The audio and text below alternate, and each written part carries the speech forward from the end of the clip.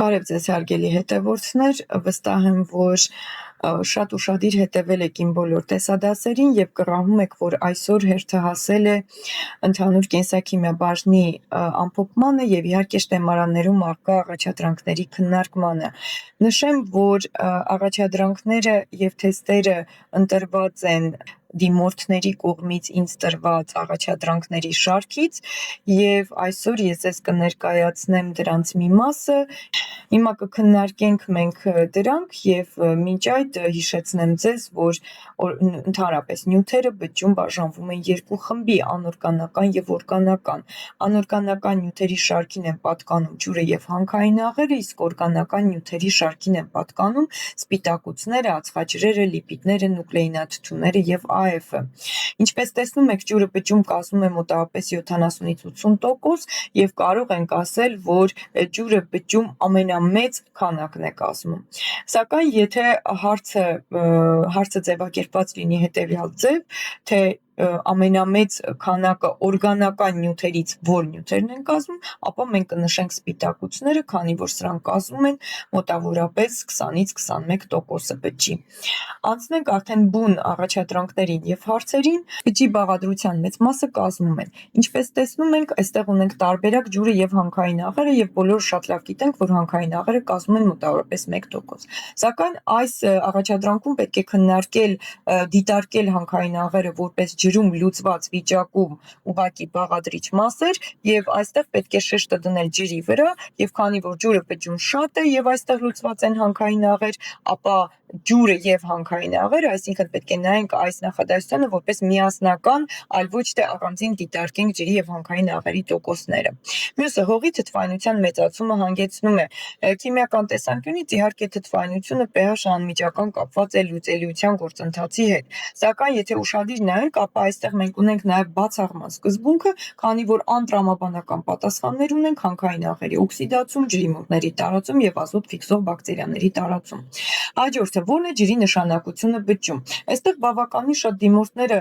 շփոթության մեջ են ընկնում երկրորդ եւ երրորդ պատասխանները գրելու ժամանակ, շատերը նշում են երկրորդ պատասխանը, սակայն նշեմ հարգելիներս, որ քիմիական ռեակցիաների արագացում, դանդաղեցում այս գործընթացները միայն հատուկ են ֆերմենտներին եւ ընդհանրապես կատալիզային գործառույթ կատարող նյութերին, իսկ ջուրը չի կարող արագացնել քիմիական ռեակցիաները, այն միայն կարող է մասնակցել քիմիական ռեակցիաներին։ Հաջորդը, որ հատկության շնորհիվ է ջուրը մասնակցում կենդանի օրգանիզմների ջերմակարգավորման գործընթացներին։ Իհարկե, նույնպես բացառման սկզբունքը կարող են կիրառել դիպոլային փոքր չափերի եւ լուծիչի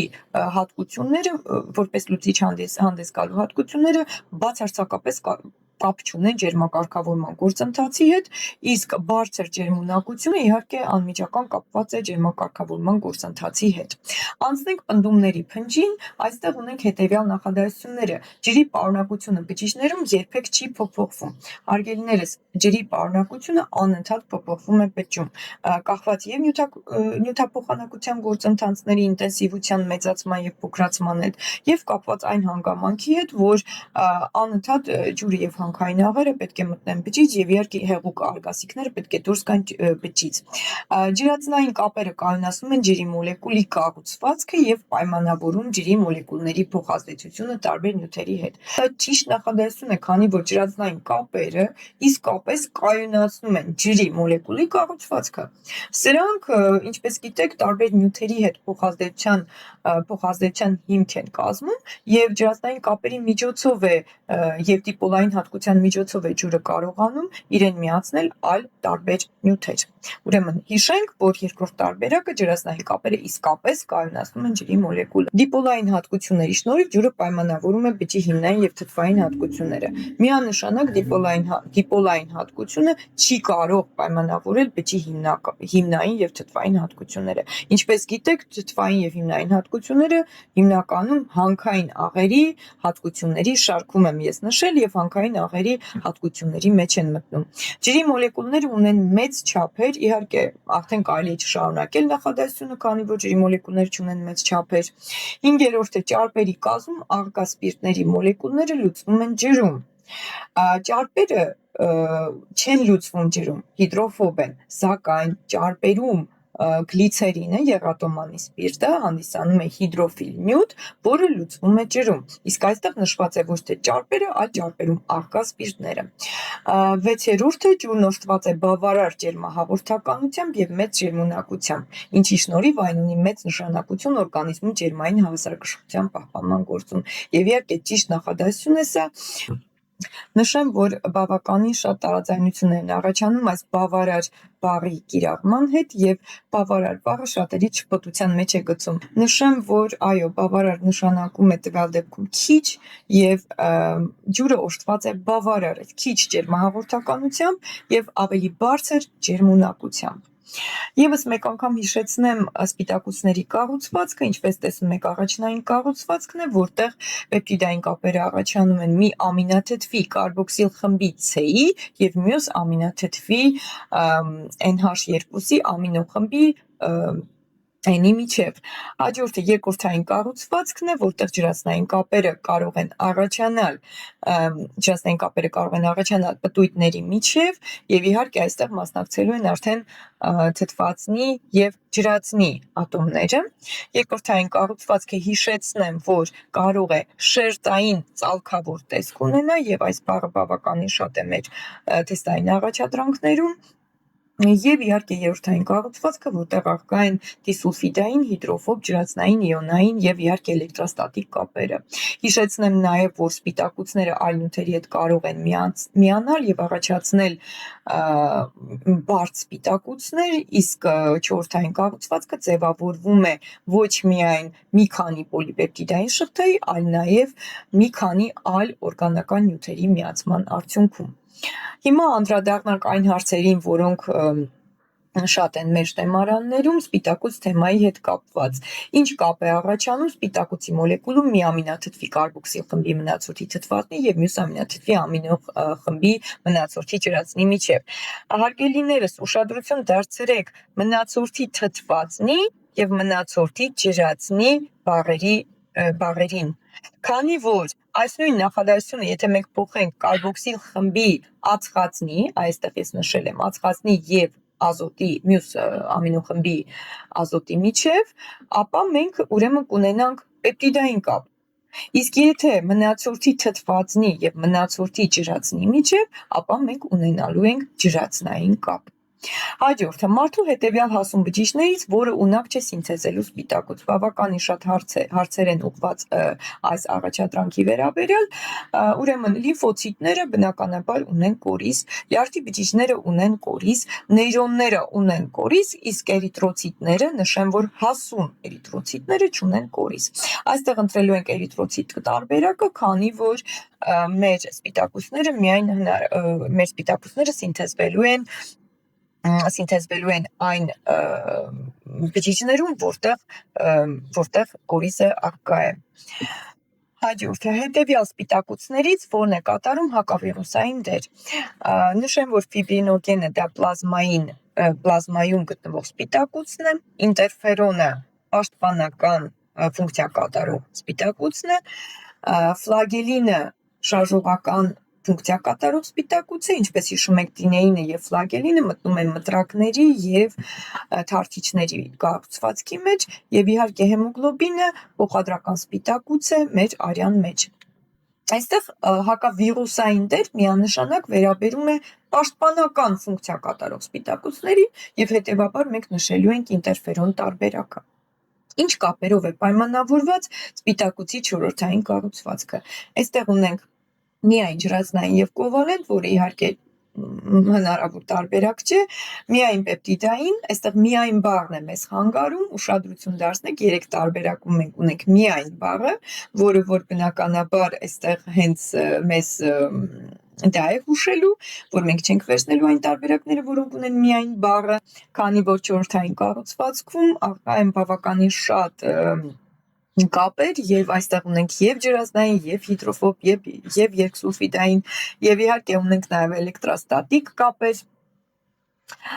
որ առանձնահատկությունը սպիտակուցի մոլեկուլի կառուցվածքի որ մակարդակին է համապատասխանում։ Հիմա փորձենք համապատասխանությունները նշել։ Կառուցվածքի ամրությունը ապահովում են ուժեղ կովալենտ SS կապերը, ինչպես նկատեցիք, երրորդային կառուցվածքն է։ Ունի յուրահատուկ տարածական դասավորվածություն, եւս երրորդ կառուցվածքն է, ունի պարույրի տեսք, արդեն իսկ պարզ է երկրորդայինը, կառուցվածքի ամրությունը ապահովում են ջրածնային կապերը։ Իհարկե, ջրածնային կապերը նշեցինք, քանի որ կառուցվածքի ամրությունն է ապահովում, այսինքն խոսքը գնում է հենց կառուցվածքի առաջացման հիմնական կապերին, որտեղ մենք նշելու ենք ջրածնային կապերը։ Իհարկե ջրածնային կապեր գիտենք, որ առաջանում են նաև երրորդային կառուցվածքում, սակայն այնտեղ ոչ թե կառուցվածքի ամրությունն են ապահովում, այլ եւս մի կապի տեսակ է, որը ապահովելու է տարածական կառուցվածքի առաջացում, այսինքն անորոշ կոնֆորմացիոն ձևի առաջացումը։ Ամինաթթուները փոխազդում են միայն հարևան ամինաթթուների հետ, նախորդ եւ հաջորդ։ Բնականաբար խոսքը գնալու է մեր առաջնային կառուցվածքի մասին եւ կառուցվածքի ամրությունը ապահովում են հիդրոֆոբ կապերը, էլեկտրոստատիկ փոխազդեցությունները արդեն իսկ պարզ է, երրորդային կառուցվածքի մասին է խոսքը, կառուցվածքի ամրությունը ապահովում են կովալենտ պեպտիդային կապերը, իհարկե առաջնային կառուցվածք։ Հաջորդը պոլիմերները օրգանական միացություններ են, ունեն մեծ չափեր, որոնք պայմանավորված են դրանց կազմում առկա կառույցների, մոնոմերների մեծ թվով կրկնությամբ։ Իհարկե, պարզ է, որ այս նախադասությունը ճիշտ է, սակայն այստեղ ուզում եմ դեր ուշադրությունը ուղղել երկրորդ տարբերակի վրա, որը բավականին մեծ թվով դիմորդներ սխալվում են։ Բոլոր սպիտակուցները ոչ կանոնավոր պոլիմերներ են, այսքանը ճիշտ է, սակայն կազմված 20 ամինաթթուներից, նշեմ, որ ոչ թե 20 ամինաթթուներից, այլ 20 տեսակի ամինաթթուներից, այսինքն այստեղ հատի նշանակություն ունի 20-ը եւ բնականաբար երկրորդ տարբերակը համարելու ենք սխալ։ Բոլոր սպիտակուցներին բնորոշ է կազմակերպվածության առաջնային, երկրորդային, երրորդային եւ չորրորդային մակարդակները, բոլորս էլ լավ գիտենք, որ չորրորդային մակարդակ պարտադիր չէ, որ սպիտակուցը ունենա։ Սպիտակուցի մոլեկուլում պեպտիդային կապը առաջանում է մի ամինաթթվի կարբոքսիլ խմբի թթվածնի, մյուսի ամինոխմբի ջրածնի միջև, եւս մեկ անգամ հիշեցնեմ, որ եթե ճիշտ լիներ նախադասությունը, ապա կվերցնենք պեպտիդային կապը առաջանում է մեկի ածխածնի, մյուսի ազոտի միջև։ Սպիտակուցի մոլեկուլում պեպտիդային կապը առաջանում է մի ամինաթթվի կարբոքսիլ խմբի ածխածնի, ինչպես տեսնում եք, այս նախադասությունը արդեն ճիշտ է, եւ մյուս ամինաթթվի ամինոխմբի ազոտի միջև։ Մյուսը սպիտակուցի մոլեկուլի երկրորդային կառուցվածքը պահպանվում է միայն ջրածնային եւ հիդրոֆոբ կապերի շնորհիվ։ Իհարկե, այստեղ սխալ է հիդրոֆոբ կապերը, քանի որ SS հիդրոֆոբ կապերը առաջանում են երրորդային կառուցվածքում։ Մյուսը դենատուրացիա է կոչվում սպիտակուցի չորրորդային, երրորդային եւ երկրորդային կառուցվածքի խախտումը։ Իհարկե ճիշտ է, քանի որ եւ սահմանման մեջ եւ առհասարակ գիտեք, որ դենատուրացիան բնափոխությունը իրենից ներկայացնում է մինչեւ առաջնային կառուցվածքի խախտումը։ Ֆերմենտների ներգործությունը իրականանում է յուրահատուկ ելանյութի կամ ելանյութերի հետ նրա փոխազդեցության միջոցով ֆերմենտի որոշակի հատվածում, որը կոչվում է ակտիվ կենտրոն։ Հիշեցնեմ ձեզ, այո, հարգելիներս, հիշեցնեմ ձեզ, որ ֆերմենտի ամբողջական գործառույթը իրականացվում է ոչ թե ամբողջ մոլեկուլով, այլ նրա ակտիվ կենտրոնով։ Շարժողական սպիտակուցների գործառույթները իրականանում են առանց էներգիայի ծախսի։ Իհարկե ոչ, քանի որ բոլոր շարժողական գործընթացները առանց էներգիայի ծախսի հնարավոր չէ իրականացնել։ Դինեինը եւ ֆլագելինը շարժողական ֆունկցիա կատարող սպիտակուցներ են, որոնք կազմավորում են մկանաթելիկները եւ միմյանց հետ փոխազդելով մեկը մյուսի նկատմամբ սահելով ապահովում են մկանների կծկումը։ Իհարկե սխալ է դինեին եւ ֆլագելինը, այստեղ եթե մենք փոխեինք ակտին եւ միոզին, իհարկե նախադասությունը ճիշտ կլիներ։ Հակածինները մարդու եւ կենդանիների իմունային համակարգի պաշտպանական ֆունկցիա արդեն իսկ սխալ է նախադասությունը, կարիք չկա կարդալու, քանի որ հակածինները իմունային համակարգի պաշտպանական ֆունկցիա կատարող սպիտակուցներ չեն։ Եթե մենք բառը փոխենք հակամարմիններով, ապա կգրեինք նախադասությունը ճիշտ։ Հեմոգլոբինը փոխադրական ֆունկցիա իրականացնող սպիտակուց է, իհարկե մենք բոլորս շատ լավ գիտենք, որ հեմոգլոբինը տեղափոխելու է թթվածինը եւ ածխաթու գազը։ Անցնենք հաջորդ թեմային, եւս մեկ անգամ վերհիշենք ածխաջրերը եւ այստեղ ուզում եմ առանձնացնել ածխաջրերից պարզ այն ածխաջրերին, որոնք բավականին շատ են թեստերում, էրիթրոզը, մոնոսախարիդը, ռիբոզ դեզօքսիռիբոզը, պենտոզների շարքին պատկանող, ինչպես նաև քսիլոզը, բավականին շատ են հարցերը էրիթրոզի, քսիլոզի հետ կապված եւ աշակերտները շփոթության մեջ են ընկնում, հարգելիներս հիշեք, որ այս բոլոր այստեղ նշված ածխաջրերը դրանք մոնոսախարիդներ են, այդ թվում նաև էրիթրոզը եւ քսիլոզը, ինչպես նաև հեքսոզներից գլյուկոզը, ֆրուկտոզը եւ գալակտոզը, իհարկե գլյուկոզը ավելի մեծ եմ նշել, քանի որ գլյուկոզը ամենատարածված մոնոսախարիդն է։ Նշանակությունները էրիթրոզները առաջանում են ֆոտոսինթեզի ժամանակ, սա ընտրված է հենց տեմարանից այս նախադասությունը, իհարկե բավականին խնդրահարույց է, քանի որ հարց է բարձրանում մնացած ածխաջրերը ինչպես են առաջանում, եթե էրիթրոզը առաջանում է ֆոտոսինթեզի ժամանակ, իհարկե պետք է հիշել ուղղակի, որ առաջանում է ֆոտոսինթեզի ժամանակ այս նախադասությունը վերաբերում է էրիթրոզին։ Եվ իհարկե ռիբոզը, դեզօքսիռիբոզը բոլորս էլ լավ հիշում ենք, որ AF-ի եւ նուկլեինաթթուների կազմի մեջ է մտնում, եւ ուշադրություն դարձնենք քսիլոզին, քսիլոզը մտնում է բնափայտի կառուցվածքի մեջ։ Իսկ գլյուկոզը, ֆրուկտոզը եւ գալակտոզը դրանք պոլիսախարիդների կազմի մեջ են մտնում։ Եվս մեկ անգամ հիշեցնեմ բարդ ածխաջրերին, դրանց մեջ են մտնում ցելյուլոզը, օսլանգլիկոգենը, խիտինը, մանանը եւ հեպարինը, սակայն պետք է պարտադիր իմանալ, որ ցելյուլոզը, օսլա եւ գլիկոգենը հանդիսանում են պարբերական ածխաջրեր, քանի որ սրանց մոնոմերը հանդիսանում է գլյուկոզը։ Հիմա անցնենք դրա հետ կապված թեստային առաջադրանքներին եւ համապատասխանությունը նշենք։ Մոնոսախարիդ է, իհարկե, էրիթրոզը, պոլիսախարիդ է, հեպարինը, սինթեզվում է լյարդում եւ իհարկե թույլ չի տալիս, որպեսզի արյունը շրջանառության ժամանակ մակարդվի։ Հանդիպում է բույսերի բջիջներում, իհարկե, էրիթրոզ, հանդիպում է կենդանիների բջիջներում հեպարին, արգելակում է արյան, մակարդում է իհարկե հեպարին եւ առաջանում է ֆոտոսինթեզի ընթացքում էրիթրոզ։ Հաջորդը լիպիդներ, լիպիդների շարքին են պատկանում ֆոսֆոլիպիդները, լեցիտինը, ճարպերը, խոլեստերինը, ԱԴ-ի վիտամինները եւ սեռական եւ մակերիկամի հորմոնները։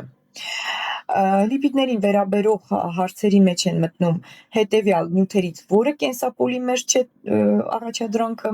այստեղ իհարկե պետք է նշել, որ լեցիտինը, քանի որ պետք է հիշել, որ լեցիտինը լիպիդ է, իսկ լիպիդները պոլիմերներ չեն համարվում, մյուսը ճարպերի գործառույթներից չէ, պետք է շատ լավ հիշել ճարպերի գործառույթները,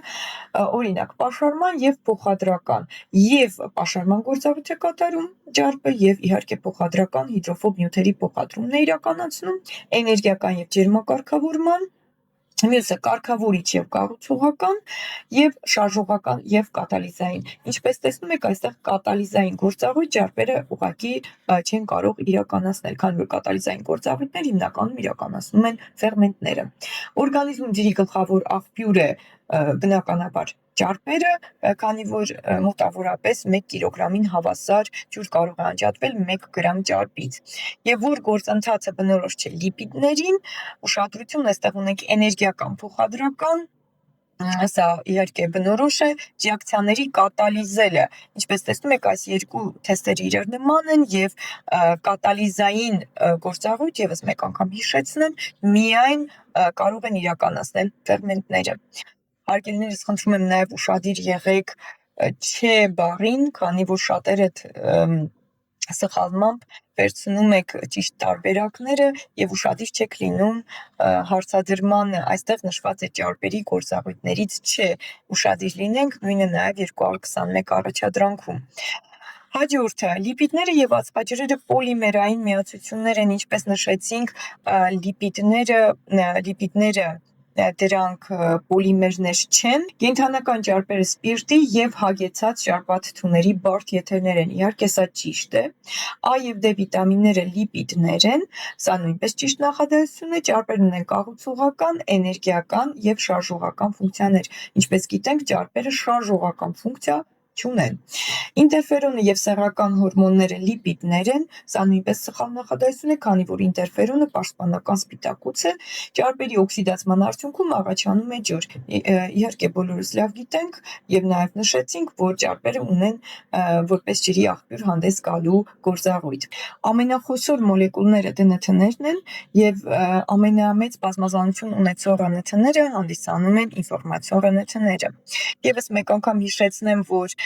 DNT-ի մեկ շղթայում նուկլեոտիդները միմյանց միացած են կովալենտ կապերով, որտեղ կապը առաջանում է մեկ նուկլեոտիդի ածխաջրի եւ մյուս նուկլեոտիդի ֆոսֆորական թթվի մնացորդի միջև, դրանք ամուր կապեր են եւ նաեւ ունենք ջրածնային կապեր, որոնք առաջանում են երկու ազոտական հիմքերի միջև, թիմինի եւ ադենինի միջև առաջանում են կրկնակի ջրածնային կապեր, գուանինի ցիտոզինի միջև եռակի ջրածնային կապեր։ Եվս մեկ անգամ հիշեցնեմ, որ ՌՆԹ-ն ԻՌՆԹ-ն սինթեզվում է ԴՆԹ-ի մեկ շղթայից, այստեղ ԴՆԹ-ի մեկ շղթան հանդիսանում է մատրիցը ՌՆԹ-ի սինթեզի համար, ինչպես նաև ՊՌՆԹ-ն ունի երեքնուկի տեսք, այս ծայրի հատվածը մենք անվանելու ենք անտիկոդոնային կոդոն եւ իհարկե ռիբոսոմային ՌՆԹ-ն մտնում է ռիբոսոմի կառուցվածքի մեջ։ Անդրադառնանք դրանց վերաբերող թեստերին, ինչով են տարբերվում ՌՆԹ-ները ԴՆԹ-ից, ունի պոլինուկլեոտիդային մեկ շղթա, սա ճիշտ է, որում նուկլեոտիդները միմյանց միացած են ջրածնային կապերով։ Իհարկե ոչ, այստեղ ունենք ինչպես ԴՆԹ-ի, այնպես էլ ՌՆԹ-ի մոտ կովալենտ կապեր եւ սա բացարձակապես սխալ նախադասություն է։ Մյուսը պարունակում է ռիբոզ ածխաջուրը դեզօքսիռիբոզի փոխարեն եւ իհարկե ուրացիլ ազոտական հիմքը թիմինի փոխարեն։ Իհարկե տարբերակ երկրորդն է ճիշտ, սակայն ուշադիր լինենք, քանի որ այլ թեստային առաջադրանքներում մենք կարող ենք ունենալ նաև հակառակ տիպի նախադասություններ, այսինքն հարցը տա, թե ինչով է տարբերվում ռիբոնուկլեինաթթուն դեզօքսիռիբոնուկլեինաթթվից, սակայն պատասխաններում առկա լինի պարունակում է դեզօքսիռիբոզ ածխաջուրը ռիբոզի փոխարեն։ Պետք է ուշադիր լինել եւ հասկանալ, թե որ նուկլեինաթթուն որից է տարբերվում եւ ըստ դրա նշել այն տարբերակը, որը համապատասխանում է բնականաբար առաջին նուկլեինաթթվին։ Մյուսը իհարկե սխալ պատասխաններ են, քանի որ ընդունակ է կրկնապատկման տարբերակը ուղղակի բացառում ենք, ՌՆԹ-ն չի կրկնապատկվում եւ պարունակում է միայն պուրինային հիմքեր, իհարկե անտրամաբանական պատասխան է։ Որ միացությունն է, որ բջիջներում կրում եւ տեղափոխում սպիտակուցի կառուցվածքի մասին տեղեկատվությունը։ Իհարկե վերցնելու ենք դեզօքսիռիբոնուկլեինաթթու տարբերակը, քանի որ ԻՌՆԹ-ն տեղափոխում է սպիտակուցի կառուցվածքի մասին տեղեկատվությունը, սակայն իր մեջ չի կրում։ Առանց ԴՆԹ կարող են երկարատև գոյատևել միայն որոշ, մենք վերցնելու ենք վիրուսներ տարբերակը, քանի որ նախակենդանիների մոտ մենք ունենք ԴՆԹ, որից կարող է առաջանալ ՌՆԹ։ Բակտերիաների մոտ նույնպես կա ԴՆԹ, որից առաջանալու է ՌՆԹ-ն։ Կապտականած ջրիմուռները դրանք պրոկարիոտ օրգանիզմներ են, ինչպես բակտերիաները, այսինքն ունեն ԴՆԹ, որը առաջացնելու է ՌՆԹ, իսկ վիրուսները կամ ԴՆԹ են պարունակում իրենց կառուցվածքում կամ ՌՆԹ, այսինքն այն վիրուսները, որոնք չեն պարունակում ԴՆԹ, հանգիստ կարող են երկարատև գոյատևել առանց ԴՆԹ-ի մոլեկուլի։ ԴՆԹ-ի մոլեկուլի մեկ շղթայում ադենինային նուկլեոտիդի տոկոսային պարունակությունը կազմում է 32, որքան կլինի թիմինային նուկլեոտիդի պարունակությունը ԻՌՆԹ-ում, որը ստացվել է ԴՆԹ-ի տվյալ հատվածից։ Հարգելիներս, այստեղ ոչ թե ուշադրություն դարձրեք տոկոսին, այլ ուշադրություն դարձրեք հարցին, որքան կլինի թիմինային նուկլեոտիդը ԻՌՆԹ-ում եւ իհարկե բոլորս գիտենք, որ ԻՌՆԹ-ում թիմինային նուկլեոտիդ գոյություն չունի, այսինքն վերցնելու ենք 0% տարբերակը։ Անցնենք մյուսին, ԴՆԹ-ի մոլեկուլը, ինչպես սպիտակուցների մոլեկուլները, կարող է բնափոխվել։ Ինչպես գիտեք, այո, ԴՆԹ-ի հատկությունների մեջ է մտնում դենատուրացիան։ Մյուսը, ԴՆԹ-ի կազմում հանդիպող գուանինային եւ ցիտոզինային ազոտական հիմքերով նուկլեոտիդները իրենց կառուցվածքով եւ կազմով չեն տարբերվում ՌՆԹ-ների կազմում հանդիպող գուանինային եւ ցիտոզինային ազոտական հիմքերով նուկլեոտիդներից։ Իհարկե սխալ է պատասխանը, քանի որ սրանք տարբերվում են ածխաջրերով։ ԴՆԹ-ի մեկ շղթայի նուկլեոտիդների հաջորդականությամբ կարելի է որոշել երկրորդ շղթայի նուկլեոտիդների հաջորդականությունը։ Իհարկե, քանի որ սինթեզվում է կիսակոնսերվատիվ սկզբունքով եւ կոմպլեմենտարության սկզբունքի համապատասխան, մի շղթայի նուկլեոտիդները լրացնում են հաջորդ շղթայի նուկլեոտիդներին։ Եթե ԻՌՆԹ-ի մոլեկուլի հատվածում ադենինային նուկլեոտիդները կազմում են 20%, ապա ԴՆԹ-ի մոլեկուլում, որից ստացվել է այդ ԻՌՆԹ թիմինային նուկլեոտիդների քանակը եւս 20 է։ Իհարկե սխալ է այս տարբերակը, նախ առաջին հերթին մեր ԻՌՆԹ-ն ունի 1 շղթա, իսկ ԴՆԹ-ն ունի 2 շղթա։ ԴՆԹ-ի մոլեկուլում երկու շղթաները իրար միանում են ֆոսֆորական թթուների միջև առաջացող ջրածնային կապերի միջոցով, իհարկե սխալ է տարբերակը, քանի որ երկու շղթաներ իրար միացած են ազոտական հիմքերի միջև առաջացած ջրածնային կապերով։ Եվ 6-րդը փոխադրող ՌՆԹ-ների համեմատությամբ տեղեկատվական ՌՆԹ-ները չափսերով ավելի մեծ են եւ ավելի բազմապիսի։ Իհարկե ճիշտ է այս տարբերակը, քանի որ փոխադրող ՌՆԹ-ն համարվում է ամենափոքրը եւ ինչպես նշեցի, ինֆորմացիոն ՌՆԹ-ն ամենատարբեր եւ բազմապիսի կառուցվածք ունեցող ռիբոնուկլեինատ թթուն է։ Եվ այսպես անցնենք առաջ, այստեղ ուշադրություն դարձնենք պահանջում են սխալ նախադասությունները, ԻՌՆԹ-ն կազմված է 1 պոլիպեպտիդային շղթայից։ Իհարկե, պոլիպեպտիդային շղթան միայն բնորոշ է սպիտակուցներին, սա սխալ նախադասություն է։ ԻՌՆԹ-ն կազմված է 1 պոլինուկլեոտիդային շղթայից, իհարկե սա ճիշտ է։ ԻՌՆԹ-ն ռիբոսոմի բաղադրամաս է, սա միանշանակ սխալ է։ ԻՌՆԹ-ն իր նուկլեոտիդների տեսակների կազմով տարբերվում է այլ տեսակի ՌՆԹ-ներից։ Իհարկե սա սխալ է, քանի որ ՌՆԹ-ի բոլոր նուկլեոտիդները իրար նման են։ ԻՌՆԹ-ն սինթեզվում է ԴՆԹ-ի շղթայի 2 թելերից մեկի վրա, իհարկե սա ճիշտ է։ ԻՌՆԹ-ն գտնվում է միայն բջջակորիզում, սա սխալ նախադասություն է, այստեղ պատճառը միայն բաղն է, քանի որ ԻՌՆԹ-ն առաջանում է բջջակորիզում եւ ապա դուրս գալիս ցիտոպլազմա։ ԻՌՆԹ-ն ընդունակ է ինքնավերարտադրման, իհարկե ընդունակ չէ։ Ինքնավերարտադրման ընդունակ է ԴՆԹ-ն։ Անցնենք առաջ եւ թերևս քննարկենք վերջին թեման՝ AF-ը։ Հիշեցնեմ ձեզ, որ AF-ի մոլեկուլը շատ նման է նուկլեոտիդի, կազմված ազոտական հիմք ադենինից, ածխաջուր ռիբոզից եւ 3 ֆոսֆորական թթվի մնացորդներից։ Այստեղ մենք ունենք երկու մակրոերկիկ կապեր, որոնք բավականին մեծ քանակությամբ էներգիա են պարունակում իրենց մեջ եւ ճեղքվելով անջատում են 30 կիլոջոուլ էներգիա։ Հիմա անդրադառնանք հարցերին։ AF-ի կառուցվածքում ածխաջրային մնացորդի եւ ֆոսֆորական թթվի միջև առկա կապի միջև պահեստավորված է մեծ քանակությամբ էներգիա։ Այդ պատճառով այդ կապը կոչվում է մակրոերկիկ կապ։ Իհարկե սխալ նախադասություն է, քանի որ ածխաջրային մնացորդի եւ ֆոսֆորական թթվի միջև չկա, այստեղ մենք չունենք մակրոերկիկ կապ։ Բջջի եւ դրա օրգանոիդների շարժումը, տարբեր միացությունների կենսասինթեզը եւ բջջային ակտիվության այլ գործընթացները իրականանում են AF-ի առաջացմամբ։ Իհարկե սխալ է այս նախադասությունը, քանի որ տեղի է ունենում AF-ի ծախսմամբ, այլ ոչ թե առաջացմամբ։ Ջրի հետ փոխազդեցության արդյունքում մակրոերկիկ կապերից մեկը ճեղքվում է եւ AF-ը ձևափոխվում է AKF-ի։ Սա իհարկե ճիշտ նախադասություն է, կորցնելով 1 ֆոսֆորական թթվի մնացորդ, AF-ը վերածվում է AKF-ի։ Եվ AF-ը բջջում կարող է ծառայել որպես ՌՆԹ-ի նուկլեոտիդների աղբյուր, ինչպես հիշում եք մեր նախորդ տեսադասերից, այո, AMF-ն, AF-ից ձևավորված AMF-ն հանդիսանում է ՌՆԹ-ի նուկլեոտիդների աղբյուր։ Օքսիդային ֆոսֆորիլացումը միտոքոնդրիումներում ածխաջրերի ջարբերի օքսիդացման արդյունքում առաջացած էներգիայի հաշվին AF-ի սինթեզն է։ Այո, ճիշտ է այս նախադասությունը, քանի որ նշեցինք մենք նախորդ տեսադասում եւ շնչառության գործընթացի ընթացքում միտոքոնդրիումներում տեղի ունենում օքսիդային ֆոսֆորիլացում։ AF-ի կազմության մեջ մտնում է ադենինային ազոտական հիմքի մնացորդը, դեզօքսիռիբոզ կամ ռիբոզ ածխաջուրը եւ ֆոսֆորական թթվի 3 մնացորդ։ Իհարկե, այստեղ սխալ է դեզօքսիռիբոզ կամ ռիբոզ տարբերակը, քանի որ մեր AF-ը պարունակում է միայն ռիբոզ ածխաջուրը։ Ինչ հատկություններ ունի AF-ը։ Նման է նուկլեոտիդի, սակայն տարբերվում է սովորական նուկլեոտիդներից։ Իհարկե սա ճիշտ է, քանի որ տարբերվում է 3 ֆոսֆորական թթվու պարունակելու շնորհիվ։ Ջրի հետ փոխազդեցության արդյունքում մակրոերկիկ կապերից մեկը ճեղքվում է, դրա արդյունքում անջատվում է էներգիա։ Իհարկե ճիշտ է այս նախադասությունը, միայն ավելի լիարժեք լինելու դեպքում պետք է նշվեր 30 կիլոջոուլ թիվը։ Մակրոերկիկ կապերից մեկի ճեղքման ընթացքում անջատված էներգիայի քանակը կազմում է մոտ 30 կիլոջոուլ մոլ էներգիա, իհարկե սա ճիշտ է, մենք խոսեցինք սրա մասին։ Օգտագործվում է թաղանթով ջրի եւ տարբեր այլ նյութերի պասիվ փոխադրման համար, իհարկե ոչ, քանի որ պասիվ փոխադրման համար լրացուցիչ էներգիայի ծախս հարկավոր չէ։ Սինթեզվում է միտոքոնդրիումներում եւ պլաստիդներում ու պահեստավորվում բջջում։ Այստեղ այստեղ խնդիրը կայանում է պահեստավորվել բառի մեջ, այսինքն սինթեզում է միտոկոնդրիումներում եւ պլաստիդներում, այսքանը ճիշտ է, այս նախադասության այս հատվածը ճիշտ է,